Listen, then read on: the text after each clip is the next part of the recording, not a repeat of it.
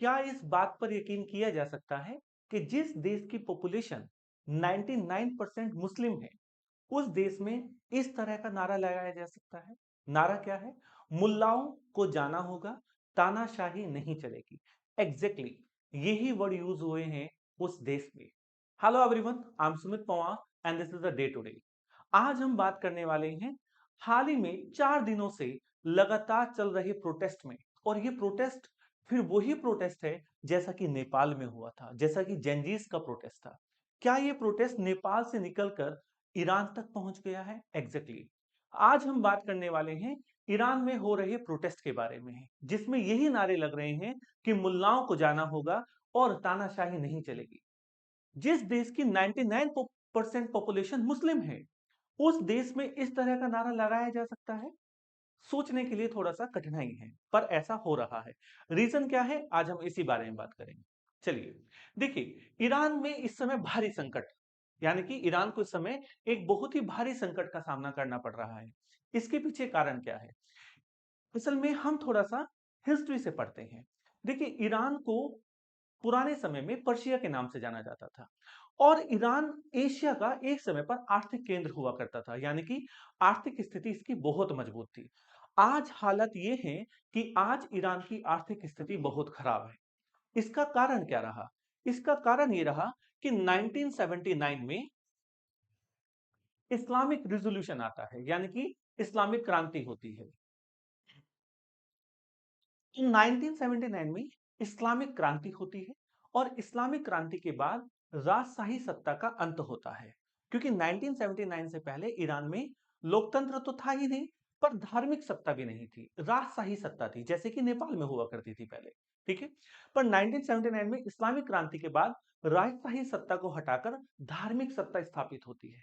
और मेरा हमेशा से ये मानना रहा है कि धार्मिक सत्ता और राज्य सत्ता दोनों का अलग महत्व है, दोनों का अपना एक अलग अस्तित्व है। कभी भी राज्य के कामों में धार्मिक सत्ता का इन्वॉल्वमेंट बहुत ज्यादा नहीं होना चाहिए। इसके परिणाम गंभीर होते हैं, और ईरान में हुआ भी अभी यही है। ठीक है, अब आज के टाइम में जो जेनजीज आंदोलन कर रहे हैं, उनका ये कहना है कि मुल्लाओं को जाना होगा, इसलिए क्योंकि वहां पर जो मुल्लाओं वर्ड यूज हुआ है वो मुसलमानों लोगों के लिए नहीं हुआ है, वहां पर यूज हुआ है मौलवियों के लिए। इस समय ईरान की सरकार में बहुत ही गहरा प्रभाव रख रहे हैं मौलवी। आपने सुना होगा 1979 में जब इस्लामिक क्रांति हुई, तो उसके बाद 1989 में खामेनेई सत्ता में आए, जो सुप्रीम लीडर माने जाते हैं ईरान के। अब जब से ये सत्ता में आए हैं 1989 से, इनको 37 यानी कि 37 ईयर्स हो गए हैं इस समय ईरान में as a supreme leader work करते हुए। इस समय जेनजीज का ये कहना है कि अब बहुत हो चुका, आपके धार्मिक यानी कि बहुत ज्यादा कट्टरपंथ की वजह से हमारा ईरान जो देश है वो अब बर्बादी की कगार पर पहुंच चुका है। इस समय इतनी आर्थिक संकट आ गया है ईरान में कि लोगों के पास एक वक्त की रोटी खरीदने तक के पैसे नहीं हैं। आज हम समझेंगे कि आखिर ऐसी स्थिति में ईरान क्यों पहुंचा। तो सबसे पहले हम बात करते हैं कि ईरान संकट में क्यों है। देखिए, ईरान एक गंभीर आर्थिक संकट से गुजर रहा है, जिसकी मुख्य वजह है उसकी मुद्रा का ऐतिहासिक रूप से गिरना। आज तक इतिहास में कभी भी ऐसा नहीं हुआ है कि ईरान की मुद्रा इस समय क्या है? ईरान की मुद्रा का नाम है रियाल। याद रखना स्टूडेंट, क्वेश्चन पूछा जाता है कि ईरान की मुद्रा का नाम क्या है। ईरान की मुद्रा का नाम है रियाल, और जो इस समय अपने पूरे हिस्टोरिकल पीरियड में सबसे बुरी स्थिति में है। आगे हम बात करेंगे कि वो आखिर कितनी गिर चुकी है। ठीक है, चलिए, ईरानी मुद्रा यानी कि रियाल, आखिर इसका कारण क्या है कि इसका पतन क्यों हुआ है? आइए समझते हैं। आज की अगर मैं बात करूं, तो अगर किसी व्यक्ति को $1 खरीदना है, यानी कि $1 की कीमत अगर रियाल में देखा जाए, तो वो 14 लाख रियाल को पार कर गई है। यानी कि $1 की कीमत अभी जो है वो 14 लाख से भी ज्यादा रियाल पर है। इसका मतलब अगर आपको $1 परचेज करना है, तो आपको 14 लाख रियाल से ज्यादा पे करना होगा। It's a huge amount comparatively to the dollar. और स्थिति इतनी खराब हो गई है कि भोजन और दवाई जैसे जो रोजमर्रा की जरूरतें हैं वो बहुत ज्यादा महंगी हो गई हैं। लोगों के पास दवाइयां नहीं हैं, उनके पास एक वक्त का भोजन तक नहीं है। स्थिति इतनी है कि लोगों की क्रय शक्ति खत्म हो गई है, यानी कि उनके पास जो बचत थी, लोगों के पास अपनी बचत भी नहीं रही है। चीजों का दाम इतना बढ़ गया है, इसी वजह से ईरान में आर्थिक संकट गहराता जा रहा है। और ये आर्थिक संकट कब राजनीतिक संकट बन जाएगा, ये ईरान भी नहीं जानता है। चलिए स्टूडेंट्स, और स्थिति ये हो गई है कि अब महंगाई का असर आम जिंदगी पर पड़ने लगा है। तो आप जानते ही हैं कि जब महंगाई का असर आम जिंदगी पर पड़ने लगता है तो लोगों का सब्र टूट जाता है, और ईरान में ऐसा ही हुआ है। ईरान में महंगाई दिन पे दिन इतनी बढ़ती जा रही है कि लोगों के पास जितनी भी अपनी सेविंग थी वो सब सेविंग उनकी यूज हो चुकी है, और जो रोजमर्रे की जरूरत चीजें हैं वो हद से ज्यादा महंगी हो गई है। अब जेनजीज का ये कहना है कि जो धर्म सत्ता है हम उसको अब हटाकर छोड़ेंगे, यानी कि जितने भी मौलवी हैं उन सबको धार्मिक सत्ता अब छोड़ना होगा, और और राजशाही सत्ता की वापसी होनी चाहिए। धार्मिक और राजशाही सत्ता में से ईरान के लोग धार्मिक सत्ता को ज्यादा बेहतर नहीं मानते हैं, वो राजशाही सत्ता को ज्यादा। एक समय पर ईरान में लोकतंत्र या फिर कहिए कि फ्रीडम ऑफ स्पीच और एक्सप्रेशन का काफी वैल्यू था। आज के समय में इतना कठोर कट्टरपंथ धर्म को लेकर आगे बढ़ रहा है ईरान, जिसका खामियाजा उसे खुद भुगतना पड़ रहा है। और इस आंदोलन में सिर्फ जेनजीज ही नहीं है, इस आंदोलन में मजदूर व्यापारी भी छात्रों का साथ दे रहे हैं। सभी बाजार और सभी दुकानें बंद हैं, यानी कि जो ईरान की राजधानी है तेहरान, उसमें तो हालात और बद से बदतर हैं। बाकी आसपास के सभी बड़े शहरों में लगातार विरोध प्रदर्शन बढ़ते जा रहे हैं। और अगर यही स्थिति बनी रही तो वो दिन दूर नहीं है कि जब ईरान की धार्मिक सत्ता को अपना वर्चस्व छोड़ना होगा। बात इस पर आती है कि आखिर ईरान इस स्थिति में पहुंचा कैसे। देखिए, मैं हमेशा से मानता हूं कि अगर आपका जो इनकम सोर्स है, अगर आप सिर्फ एक ही इनकम सोर्स पर अपने आप को डिपेंड रखेंगे तो एक न एक समय पर आकर आपको आपको आर्थिक संकट में आना ही पड़ेगा।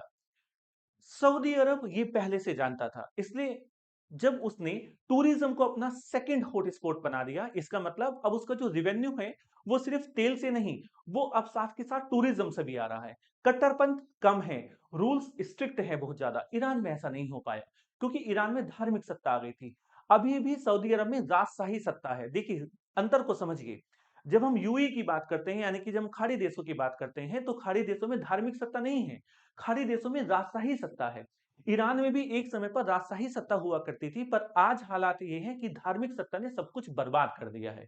ठीक है, और इसी वजह से बहुत सारे देशों ने ईरान पर प्रतिबंध लगा दिया है।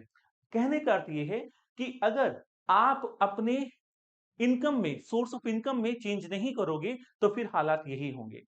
ईरान का लंबे समय तक तेल पर निर्भर रहना उसकी आर्थिक स्थिरता का सबसे बड़ा एक कारण था, पर आज के समय में ऐसा नहीं है, क्योंकि आज और भी बहुत बड़े जो देश हैं वो इस मार्केट में आ चुके हैं। अमेरिका है, रशिया है, सऊदी अरब है, वो भी इस मार्केट में है। तो एक तो ये बहुत बड़ा कारण है कि जो अंतरराष्ट्रीय प्रतिबंध हैं ईरान पर, वो ईरान को आगे नहीं बढ़ने दे रहे हैं। अब उस पर अंतरराष्ट्रीय प्रतिबंध भी क्यों है? क्योंकि कट्टरपंथ बहुत ज्यादा बढ़ गया है। जैसे अमेरिका ने उस पर प्रतिबंध लगाया हुआ है, ऑस्ट्रेलिया ने उस पर प्रतिबंध लगाया हुआ है, इजराइल ने, ब्रिटेन ने, जापान ने, तो बहुत सारे पश्चिमी देश और बहुत सारे और भी देश ऐसे हैं जिन्होंने ईरान पर प्रतिबंध लगाए हुए हैं कि ईरान व्यापार नहीं कर सकता है। ईरान के साथ और भी बहुत सारी चीजें हैं जो ईरान को बहुत ज्यादा डिफेम करती हैं। ठीक है, चलिए। तो अमेरिका और पश्चिमी देशों के प्रतिबंधों से व्यापार सीमित हुआ है, बैंकिंग और डॉलर तक पहुंच बहुत ज्यादा बाधित हो गई है उसकी, तेल निर्यात नियंत्रित हो गया है और रियायती दरों पर हो गया है, क्योंकि मार्केट में बहुत ज्यादा कंपटीशन आ गया है। जब से रशिया और यूक्रेन का युद्ध शुरू हुआ है तो रशिया ने बहुत ही सस्ती दरों पर तेल देना शुरू किया है। इस वजह से ईरान का जो रेट है वो तेल का काफी डाउन गया है प्रति बैरल। ठीक है, इस वजह से ईरान में भारी आर्थिक संकट का सामना ईरान को करना पड़ रहा है। आलम यह है इस समय ईरान में कि ईरान में महंगाई दर 42% यानी कि 42% तक बढ़ गई है। ये बहुत बड़ा नंबर है ईरान के लिए अपने आप में। और आग में घी डालने का काम किया है। 2026 में ईरान का जो बजट आएगा उसमें ईरान गवर्नमेंट ने फैसला किया है कि हम 42% टैक्स को बढ़ा रहे हैं, सॉरी 62% टैक्स को। ईरान गवर्नमेंट ने फैसला किया है कि हम 62% तक टैक्स को बढ़ा देंगे। एक तो महंगाई पहले से बहुत ज्यादा है, ऊपर से लोगों पर कर का बोझ ईरान गवर्नमेंट बढ़ाना चाहती है। तो कहीं ना कहीं ये लोगों को बहुत ही बुरा लगा है और लोगों में भारी आक्रोश है। बात अब ये है कि आगे ईरान के लिए अब क्या है। तो कहना ये होगा कि ईरान इस समय एक निर्णायक मोड़ पर खड़ा है। जो उसके फैसले होंगे वो तय करेंगे कि ईरान का भविष्य क्या होगा। इस समय ईरान के लोगों और ईरान की सरकार दोनों में भारी टकराव है।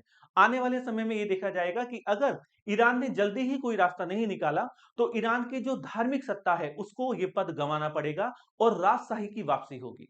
जब हम राजशाही की वापसी की बात कर रहे हैं तो यहां पर एक शख्स का नाम लेना बहुत जरूरी है। इन शख्स का नाम है, ये 65 वर्षीय हैं और इन शख्स का नाम है स्टूडेंट्स रेजा पहलवी। इन शख्स का नाम है रेजा पहलवी। जो जेंजी हैं या फिर जो आंदोलनकारी हैं वो चाहते हैं कि रेजा पहलवी की वापसी हो।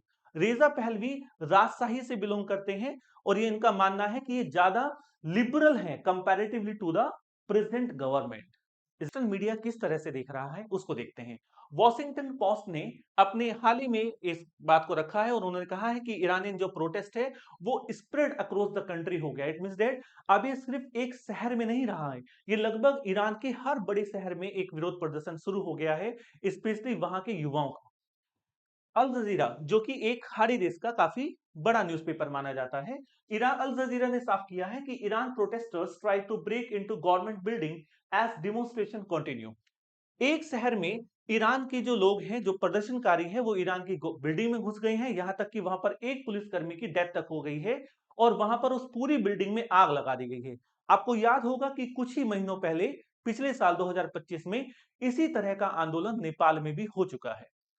बीबीसी न्यूज कहती है कि protest spread across Iran for third day after the currency hits record लो।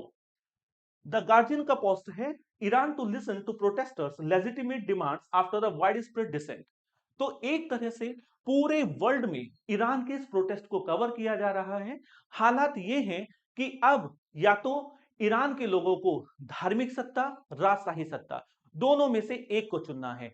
धार्मिक सत्ता के खिलाफ भारी विद्रोह है, इसलिए ये नारा लग रहा है कि मुल्लों को जाना होगा। यानी कि मुल्लों यहां पर जो वर्ड यूज हुआ है वो मौलवियों के लिए हुआ है, जो इस समय ईरान की गवर्नमेंट में मौजूद हैं और जिसको ईरान के लोग बिल्कुल भी पसंद नहीं कर रहे हैं। ठीक है, तो आने वाले समय में देखते हैं कि क्या रहता है ईरान का भविष्य। Thank you everyone. और अगर आपको हमारा कंटेंट अच्छा लगा है तो आप हमारे चैनल को सब्सक्राइब कीजिए, लाइक कीजिए एंड शेयर कीजिए। Thank you everyone, bye bye.